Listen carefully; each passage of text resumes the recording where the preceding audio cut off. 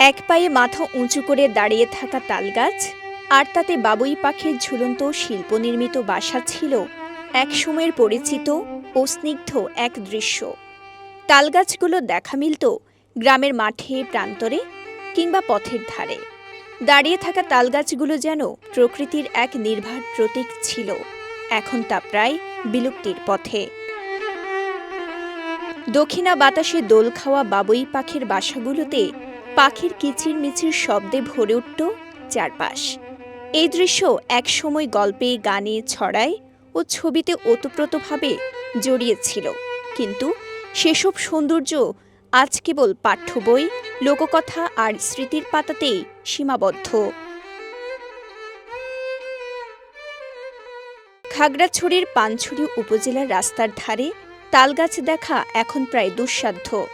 গ্রামে কিংবা পাহাড়ি জনপদে যেখানেই চোখ যায়, বজ্রপাত নিরোধক তালগাছের সেই দৃশ্যপট আর খুঁজে পাওয়া যায় না। স্থানীয়দের কথায় উঠে আসে আফসোসের সুর।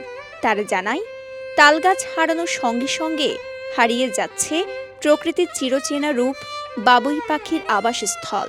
বাবুই পাখি বাসা বাঁধে তা আমরা শুনেছি, কিন্তু কখনো চোখে দেখি নাই। তাই পানছড়ির বিভিন্ন রাস্তাগুলোর পাশে তালগাছ বেশি বেশি করে তালগাছ লাগানোর জন্য প্রশাসনের দৃষ্টি আকর্ষণ করছি।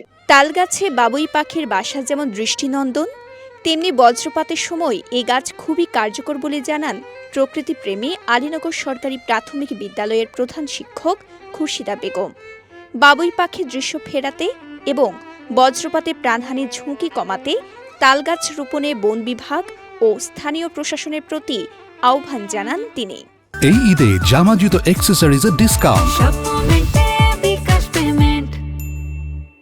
এক পায়ে দাঁড়িয়ে থাকা তালগাছের দেখা মিলে না বললেই চলে।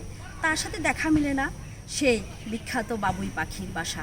তালগাছে ঝুলে থাকা বাবুই পাখির বাসা বানানোর গল্প আমরা বইয়ে পড়েছি, শুনেছি, কিন্তু চোখে দেখিনি। আগামী প্রজন্ম হয়তো দেখবেও না, শুনবেও না এই তালগাছ আর শিল্পী বাবুই পাখির কথা। অথচ তালগাছ আমাদের বজ্রপাতের সময় সহায়ক হিসেবে কাজ করে। তাই আমি বিনয়ের সাথে অনুরোধ করব আমাদের বন বিভাগকে প্রকৃতির আকর্ষণ এবং সৌন্দর্য বর্ধনের জন্য পাখির বাসা বানানোর সুযোগ করে দেওয়ার জন্য, হারিয়ে যাওয়া কিচিরমিচির শব্দগুলোকে ধরে রাখার জন্য তালগাছ রোপণের ব্যবস্থা করার জন্য সুদৃষ্টি কামনা করছি। বজ্র নিরোধক এই গাছটি রোপণে সরকার থেকে কোনো পরিকল্পনা না থাকলেও স্থানীয় ব্যবস্থাপনায় নিজ উদ্যোগে কিছু তালগাছের চারা রোপণ করা হবে বলে জানান খাগড়াছড়ি জেলার বন বিভাগের বন কর্মকর্তা মোহাম্মদ ফরিদ মিয়া। পার্বত্য চট্টগ্রামে তাল গাছ লাগানোর কোনো পরিকল্পনা সরকারের নাই, কোনো বাজেট নাই। তারপরও আমরা চিন্তা করেছি আমাদের স্থানীয় ব্যবস্থাপনায় আমরা এখানে কিছু এবছর তালের চারা আমরা রোপণ করব। এগুলো যখন তাল গাছ হবে তখন এগুলো বজ্র নিরোধক হিসেবে কাজ করবে। তালগাছ শুধু বজ্র নিরোধক নয়, এটি একটি জীববৈচিত্র্য বান্ধব গাছ। অনেক গ্রামেই এখন চোখে পড়ে না পরিচিত তালগাছের সারি।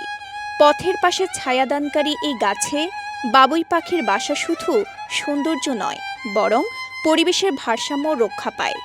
তালগাছ ফিরলে প্রকৃতি ফিরিয়ে দেবে তার হারানো সৌন্দর্য। খাগড়াছড়ি পানছড়ি থেকে শাহজাহান কবি সাজুর পাঠানো তথ্যচিত্রে সাফা মারওয়া, কালের কণ্ঠ।